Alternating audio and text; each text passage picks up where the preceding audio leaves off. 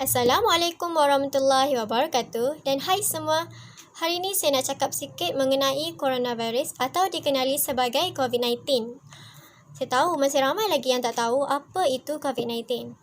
Jadi saya akan share dengan anda semua tentang satu kajian yang saya telah buat mengenai COVID-19 ni. First kali yang anda perlu tahu ialah coronavirus ini berasal daripada Wuhan, China. Dan ia adalah satu virus yang tak pernah ditemui di mana-mana sekalipun. World Health Organization telah mendefinisikan coronavirus sebagai wabak yang sangat teruk kerana telah merebak ke seluruh dunia. Pada 11 Februari, Ketua World Health Organization telah menamakan coronavirus ini sebagai COVID-19. Kenapa COVID-19? Sebab Q merujuk kepada corona, V merujuk kepada virus, D merujuk kepada disease atau penyakit dan 19 merujuk kepada 2019 iaitu tahun di mana coronavirus ini ditemukan. Sekarang saya akan beritahu anda semua macam mana COVID-19 ni boleh merebak. Okey, untuk pengetahuan anda semua, COVID-19 ni sangat-sangat mudah untuk merebak. First kali, dia boleh merebak melalui udara iaitu apabila pesakit yang mempunyai coronavirus ini, bila dia bersin atau batuk, rembesan air yang keluar daripada mulut atau hidung dia tu ke udara, itu mempunyai virus. Dan orang yang tak ada sakit, bila dia hirup udara tu, dia pun akan berjangkit. Dan yang kedua, melalui objek ataupun barang. Okay, barang yang telah dijangkiti virus lah, ataupun yang telah dipegang oleh orang yang mempunyai virus. Okay, tak kira lah. Contoh dia macam barangan pos, tombol pintu, button lift dan sebagainya. Okey. Golongan yang sangat mudah untuk dijangkiti virus ni ialah golongan yang mempunyai sistem pertahanan badan imun yang rendah. Okey, dan juga golongan tua. Sebab itulah kita kalau boleh jangan dekatkan diri kita dengan orang-orang tua ni. Elakkan daripada jumpa dia orang dan sebagainya lah. Okey, konsepnya macam ni, semakin lemah sistem pertahanan badan seseorang, semakin berisikolah mereka untuk terkena virus COVID-19 ini. Seterusnya ialah simptom-simptom COVID-19. Okey, kalau anda nak tahu yang anda ni mempunyai terkena positif COVID-19 atau tak, sebelum tu anda cek dulu adakah anda ada simptom-simptom ini atau tidak. Okey, simptom dia ialah demam, batuk dan juga sesak nafas. Okey, jika anda mempunyai salah satu daripada simptom-simptom ini ataupun kesemua sekali, saya sarankan anda untuk pergi klinik dan hospital untuk cek dengan doktor. Sekarang saya akan cakap pasal penularan COVID-19 di seluruh dunia. Okey, sekarang lebih daripada 2 juta orang yang kena COVID-19. Banyak sangat kan? Okey, dan negara-negara yang paling banyak kena ialah negara Amerika Syarikat, Itali dan Sepanyol. Kes penularan COVID-19 ini juga telah menyebabkan struktur ekonomi mengalami kejatuhan yang sangat teruk. Dan disebabkan itu, banyak negara yang telah menghadkan aktiviti ekonomi dia, termasuklah Malaysia. Okay, disebabkan banyak negara yang telah menghadkan aktiviti ekonomi ni, banyak juga pekerja yang kehilangan kerja disebabkan itu. Pertubuhan Buruh Antarabangsa meramalkan seramai 25 juta pekerja akan kehilangan kerja di seluruh dunia. Seterusnya, saya akan cakap pasal kesan ke atas sumber manusia di Malaysia ni. First kali, wabak COVID-19 ni telah bermula dan direkodkan pada 25 Januari apabila 3 orang Cina telah masuk ke Malaysia melalui Johor daripada Singapura. Okey, diorang ni sebenarnya ada kenalan kontak rapat dengan kawan diorang yang berada dekat Singapura dan kawan diorang tu positif COVID-19 ni. Pada hari ini 24 April, Malaysia telah mempunyai sebanyak 5,603 kes COVID-19. Okey, apabila negara kita ni telah menerima banyak sangat kes COVID-19, Perdana Menteri kita telah mengumumkan Perintah Kawalan Pergerakan atau PKP dari selama 14 hari daripada 18 Mac hingga 31 Mac. pada malam semalam, bertarikh 23 April, PKP telah dilanjutkan sehingga 12 Mei. Sebenarnya PKP ini ialah satu inisiatif untuk mengurangkan lagi kes COVID-19 daripada meningkat di negara kita ni. Dalam tempoh PKP ini, rakyat digalakkan untuk duduk di rumah dan tak boleh membuat sebarang aktiviti luar. Termasuklah jogging ke apa, dan tak boleh pergi ke tempat yang ramai orang, dan tak boleh pergi ke mana-mana kuliah agama. Ikutlah ke masjid, kuil ataupun sebagainya. Ramai yang anggap PKP ni ialah satu benda yang menyusahkan. Tapi sebenarnya anda silap, sebab ia adalah satu inisiatif untuk mengurangkan lagi wabak ni. Dan anda kena ingat, mencegah itu adalah lebih baik daripada merawat. Untuk beli barangan rumah ataupun ubat-ubatan yang dibenarkan hanya seorang sahaja, iaitu ketua keluarga. Kalau ketua keluarga anda sakit, anda boleh juga suruh abang ke kakak ke, tapi seorang je boleh keluar. Seterusnya, Menteri Kesihatan telah membuat satu peraturan baru, iaitu rakyat tidak dibenarkan untuk keluar daripada negeri masing-masing. Contohnya, kalau kita duduk dekat Pahang, kita tak dibenarkan pergi ke Terengganu ke, Kelantan ke, KL ke, Johor ke. Kita boleh stay dekat negeri kita saja. Kecuali apabila ada kematian keluarga, keluarga ada sakit tenat, dan juga untuk menerima rawatan yang tak ada dekat negara kita. Alasan selain itu bergantung kepada budi bicara polis. Dan selain itu, rakyat juga perlu menjaga jarak sosial sebanyak 1 meter apabila berada di pasaraya, kedai runcit, bank, ATM dan sebagainya. Sekarang saya akan cakap pasal essential service. Mesti ramai tak tahu kan apa essential service tu. Essential service adalah perkhidmatan ataupun servis yang sangat diperlukan semasa pandemik COVID-19 ini.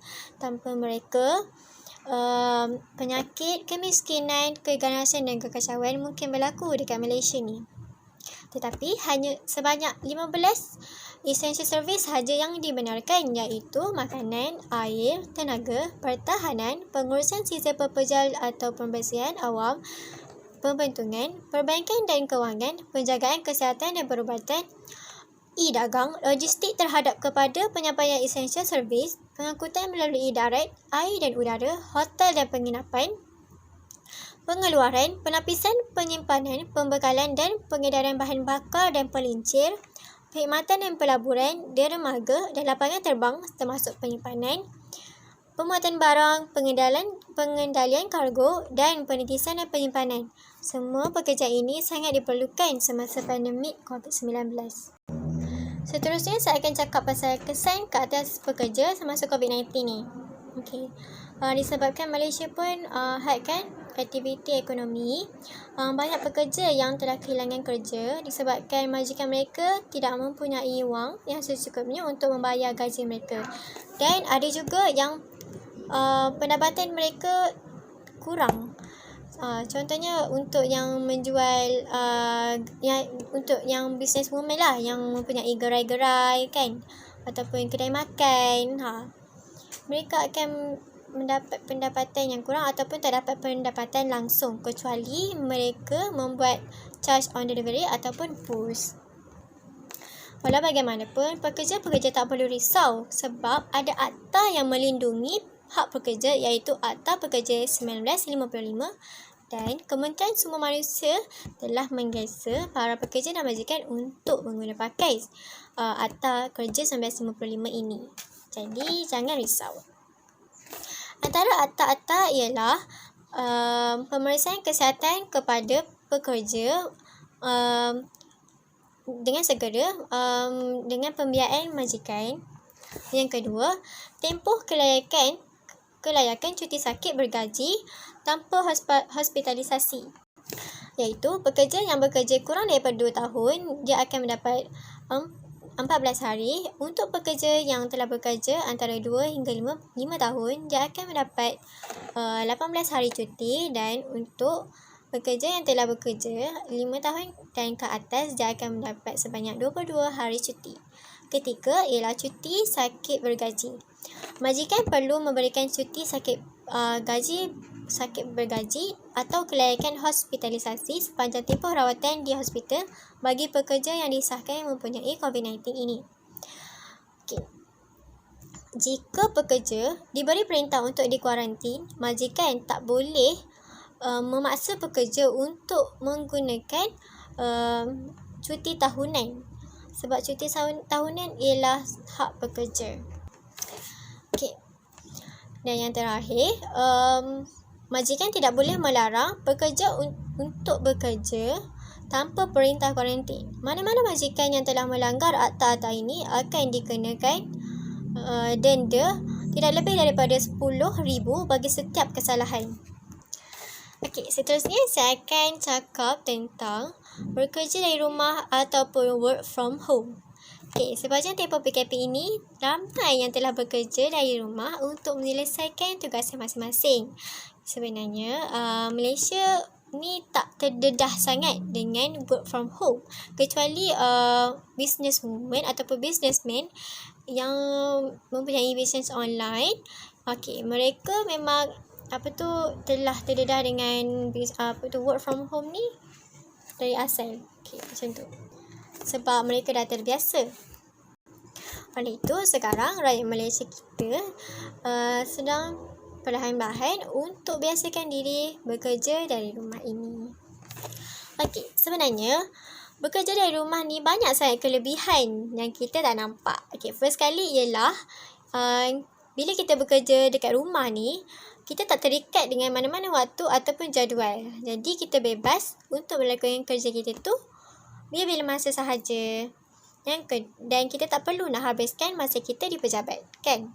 Yang kedua, kita dapat masa yang lebih untuk diri sendiri. Okay, maksudnya kat situ, macam kalau kita bekerja, nak pergi office, kita mesti rushing sampai mandi cepat-cepat dan tak sempat nak breakfast. Tapi bila kita kat rumah ni, kita boleh mandi dengan tenang, kita boleh breakfast dulu dan barulah kita kembali bekerja. Ketiga, kita tak perlu buang masa dan dapat jimat wang yang sangat banyak. Okay. Yang tak buang masa tu bila kita tak perlu nak hadap jam pagi-pagi, nak hadap jam waktu balik bekerja, dan kita boleh jimat kos sebab kita tak perlu nak isi minyak kereta kita untuk pergi bekerja. Tapi walaupun banyak kelebihan bekerja di rumah, ada juga kelemahan yang bekerja di rumah ni. Antaranya untuk yang bergelar ibu bapa dan mempunyai anak-anak tu mesti susah nak bekerja kat rumah sebab terpaksa layan kerana anak-anak. Dan yang kedua, untuk pekerjaan outdoor mesti susah nak bekerja online sebab dia perlu melihat kerja tu. Faham tak? Contohnya macam arkitek ke, dia mestilah pernah pergi site. Kalau kerja dari rumah ni macam mana dia nak pergi site, kan? Dan tu dia telah ada batas lah sikit. Dan yang ketiga, bila PKP ni, semua orang duduk rumah dan telah banyak sangat pencemaran bunyi yang berlaku, iaitu bila jiran-jiran kita ni main muzik dengan sangat kuat, buka lagu kuat ke, buat gitar ke, sampai kita rasa sangat serabut dan tak jadi nak bekerja. Okey, yang keempat, bila kita bekerja kat rumah ni, tak ada siapa boleh pantau kerja kita, kan? Dan sebab itulah ada yang melengah-lengahkan kerja, yang melambat-lambatkan kerja sampai submit kerja pun lambat. Okey, kelima, bagi pekerja yang duduk di pedalaman ataupun kampung, mesti ada masalah rangkaian internet, kan? Yang lemah lah dan susah untuk buat kerja. Walaupun macam tu, ada je cara-cara untuk kekal produktif apabila bekerja kat rumah ni. Yang pertama, kita kena tetapkan waktu bekerja kita. Okay, bila kita ada waktu yang tetap, kita tak akan malas dan kita lebih bersemangat untuk buat kerja dan lebih bersedia, berdisiplin. Yang kedua, sediakan ruang kerja ataupun mini office. Bila kita ada sediakan ruang kerja yang kemas dan cantik, kita mesti bersemangat nak buat kerja tu sebab kemas, tempat kerja kita kemas. Okey, Dan yang ketiga, kita perlu dapat rehat yang secukupnya, iaitu kena tidur tu secukupnya lah. Supaya bila kita buat kerja esok hari, kita tak adalah letih. Keempat, kita perlu buat to-do list. To-do list, tugasan yang telah diberikan. So, bila kita buat list, kita tak akan tertinggal mana-mana tugasan dan kita boleh siapkan semua sekali. Dan yang terakhir, kita perlu buat senaman ringan. Okey, bila bekerja dekat rumah ni ramai yang menghadap laptop je kan. So, kita perlu membuat senaman ringan ni untuk membaiki postur badan kita. Kesimpulannya, COVID-19 ialah satu virus yang sangat bahaya sebab dia senang untuk dijangkiti. Oleh itu, saya berharap sangat kita semua dapat menjaga kebersihan diri kita. Selalu cuci tangan dengan sabun. Kalau tak ada sabun, kita boleh guna hand sanitizer. Elakkan daripada jumpa ramai orang kalau tak ada apa-apa keperluan. Dan yang paling penting, kita ikut apa yang PM kita suruh. Okey, iaitu duduk di rumah dan jangan selfish. Sekian daripada saya, Umi Humayra binti Muhammad Fendi. Kita jaga kita dan semoga kita menang.